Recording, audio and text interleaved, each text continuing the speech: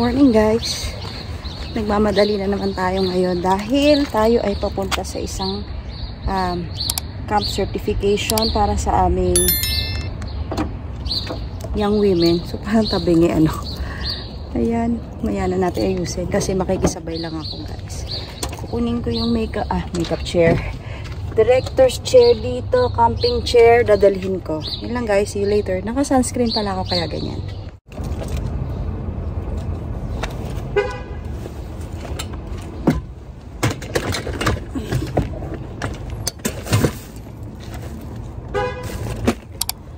So, nakuha natin tong camping chair dito. Magbubuk naman ng Uber.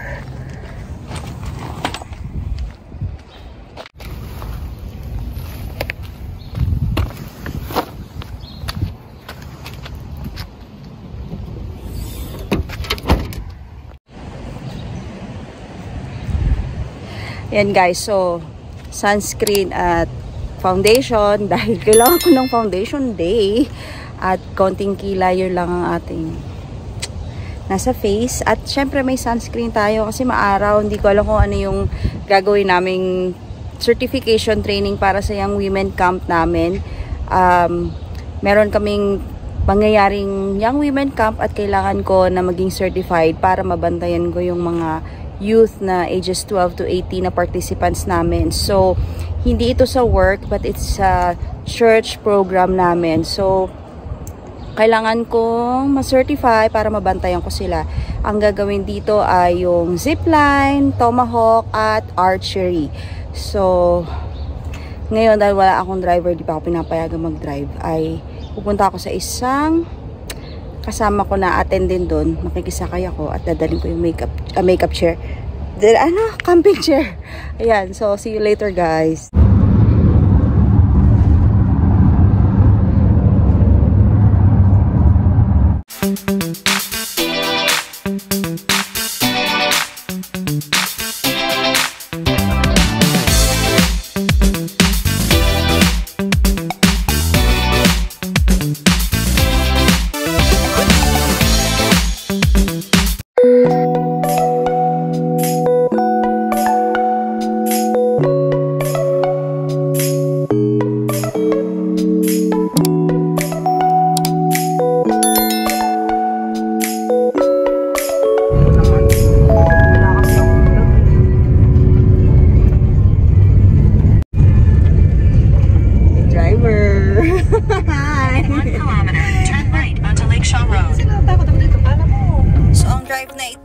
About 45 minutes mula yata sa bahay nila dahil nga nagpunta muna ako doon and then nag-drive na kami papunta dito at ang usapan nga namin ay sa pagbalik naman ako naman ang magdadrive. Yan, so thank you for trusting me na gamitin ng iyong kotse pabalik at syempre maturuan din niya ako ng pagdadrive dito sa Canada. At ito, malapit na tayo sa venue. Ang ganda ng weather ngayon. We're here. Ready?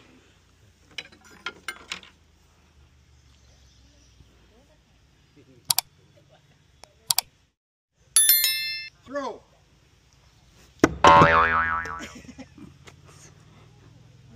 Ready?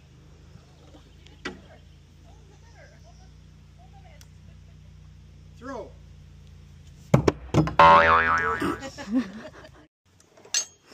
Pag ito, wala pa ha.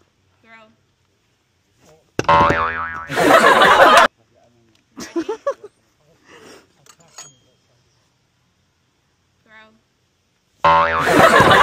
Sumakit yung braso ko guys, pero ang hirap pala nito. Pero nakadalawang target din naman ako guys, hindi ko nga lang na video. At ito nga, buti ang aking friend ay magaling talaga sa pagtira ng tomahawk at nakaka-target sila. So try naman natin tong archery.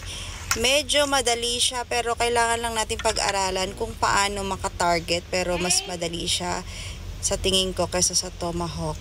Ayan. Too high. Release your arrows and ready.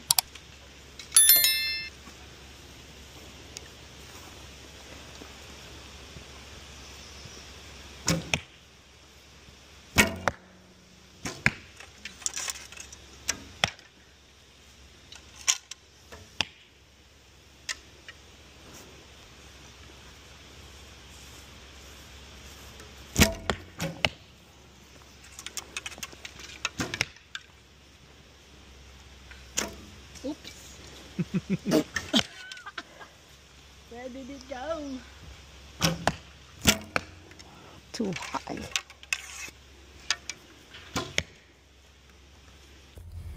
Full day nga palang activity na ito at yan, natapos din ang aming activity. Napakaganda naman, kaya magliligpit na tayo. Ito rin ang isang gawain ng Range Master.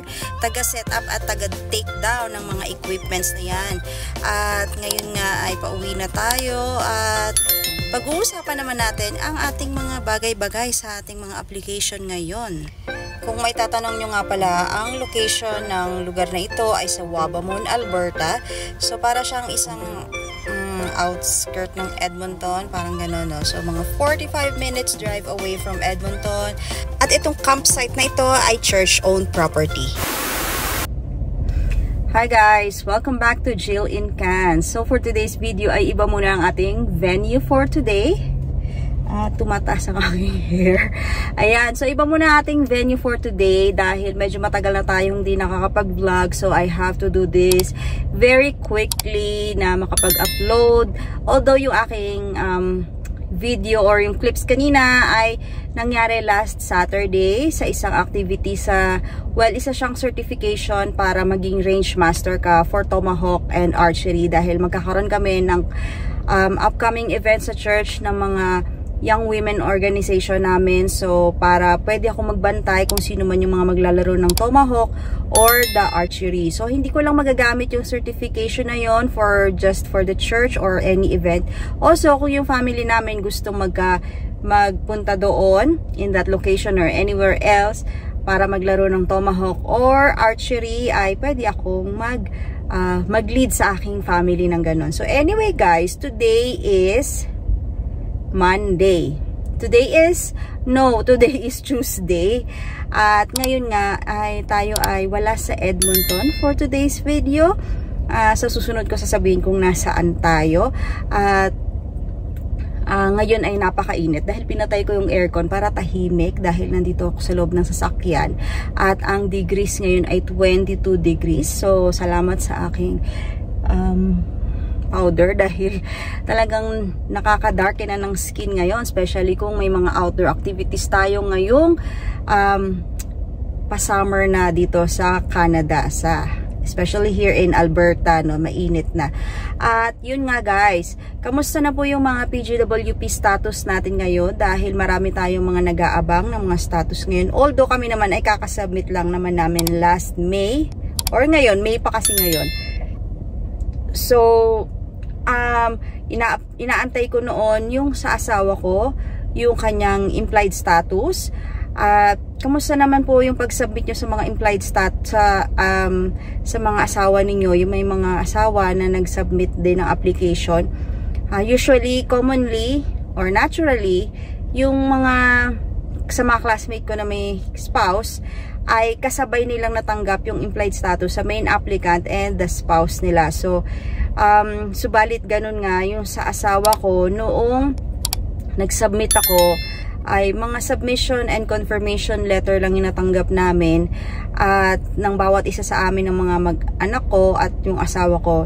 Tapos the following day, so within 24 hours ay natanggap ko naman yung implied status stating kung anong date valid until kailan valid. So May ko yung sinubmit, May 3, at sinabi doon na it will be valid until October this 2025 or until whichever comes first yung dumating yung aking final result ng PGWP. So, abangan natin yan guys. So, along that process, nung natanggap ko naman yung implied status ko, ay hindi ko natanggap yung sa asawa ko. So, inaantay ko like after 2 to 3 days, ay wala pa din. Syempre, alam naman guys, pag nag-aantay tayo dito na parang nakakakaba, no? Hindi natin alam. So dahil meron pa akong isang concern guys, yung sa bunso kong anak na hindi ko kasama sa application, ay ginawa ko din siya ng web form. So dahil baka maguluhan si IRCC, inisa-isa ko muna.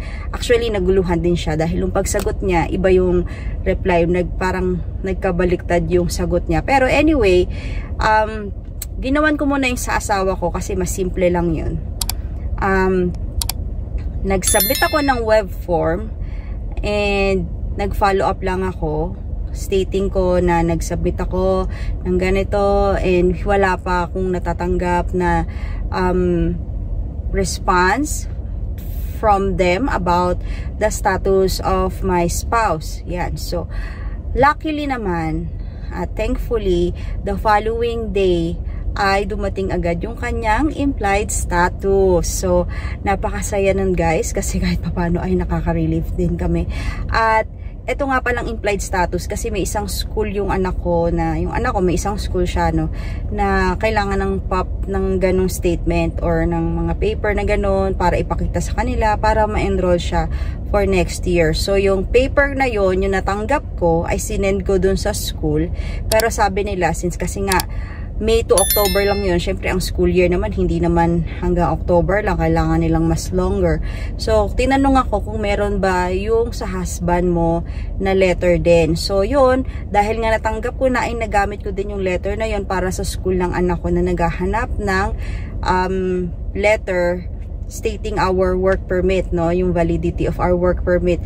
So, yung sinabit namin sa kanya, yun sa school, ayun, na kasi ngayon sa kanya, since sinabit namin ng May, ang kanyang expiration ay 1 year. So, normally guys, kung makakatanggap kayo ng implied status for your spouse, ay 1 year po ang validity. So, ganun din sa mga classmates ko. Tapos sa amin naman, May, June, July, August, September, October. So, mga ganun, mga 5 to 6 months yung validity or whichever comes first. So, kung dumating na yung PGWP or longer kung ano man yun, ay doon malalaman natin kung ano yung pinaka-status ng ating PGWP. So, ayun guys. At isa pa, hindi lang yun yung natanggap ko na letter or anong tawag nito, email from the IRCC, no? So, bago pa pala yung sa asawa ko, kaya medyo naging busy din ako, ay dahil nga wala pang natatanggap na letter for my husband, ang natanggap ko, nagtaka naman ako bakit naman yung asawa ko ay yung only son ko na 18 years old ay nakatanggap ng letter from IRCC. So hindi ko alam kung bakit, pero bakit yung 19 years old ko kaya ay hindi nakatanggap ng letter. Ang letter na ito ay nagre-require sa kanya na for biometrics and fingerprint. So, yan. Nagpunta kami doon, nagpa-schedule ako.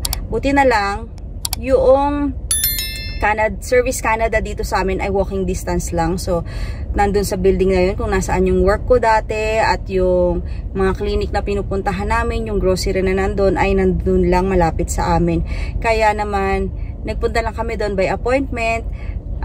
Isang Monday morning, tapos nag-biometric siya, finger scanning. Yan. Pero sabi ko, nagtataka ako, dati na naman siyang may biometrics. So, nung natanggap na namin yung result ng biometrics niya, ay okay naman. At naging extended tuloy yung kanyang expiration. So, hindi ko alam kung bakit kami ni-require mag-biometrics ulit. Although, usually 10 years yung validity nun. So, kanya na-extend tuloy yung, yung validity ng, niya, ng pang-biometrics niya. So, ayun, yun yung nangyari. Kaya hindi ko agad naasikaso yung sa asawa ko kasi inasikaso ko pa yung sa anak ko. At pagkatapos naman sa asawa ko, tapos yung isang anak ko na naman na bunso, after that, ay sinabay ko din, almost the same, magkasunod na araw ganyan, ay yung kay Celestia naman, yung kanyang mga documents ay sinubmit ko online through web form.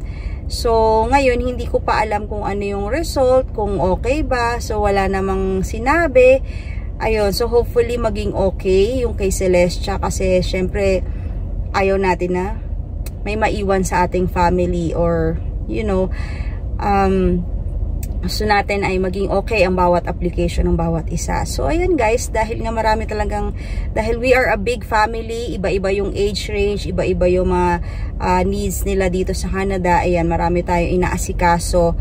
At, ayun, dahil mainit na.